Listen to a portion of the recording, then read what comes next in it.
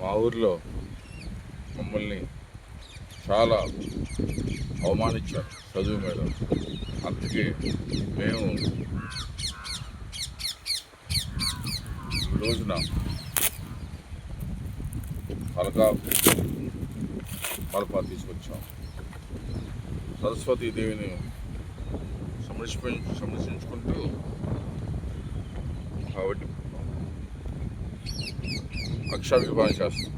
అక్షాభిషేకం ఇప్పుడే ఉదయ గుడికి కూడా అన్నదానం వెళ్ళొచ్చాం. ఆర్డర్ రాసుకుంటాం. మా గురువు గారు రామ్ జేత్మాలిని గారు 1999లో చనిపోయారు.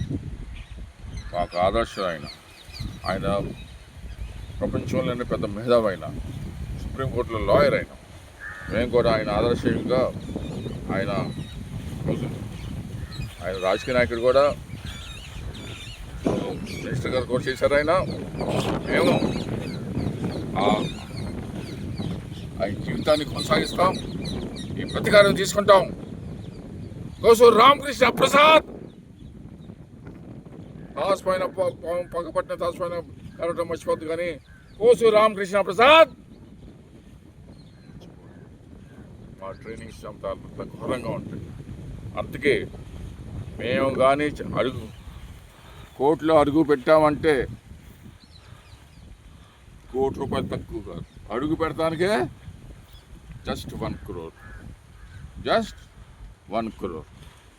మేము ఆ డబ్బులు సొంతంగానికి మేము వాడుకోం. ఆ డబ్బులు మేము సమాజానికి వాడతాం.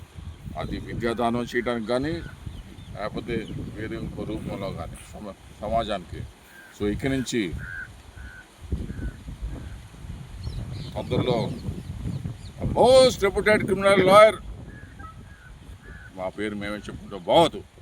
అందుకే ఆ ప్రతీకారం తీసుకుంటానికి మేము పలకం ఇవాళ తీసుకొచ్చి మేము అక్షాభిషేకం చేసుకుంటాం. సరస్వతి దేవిని సంరక్షించుకుంటానికి. జై హింద్.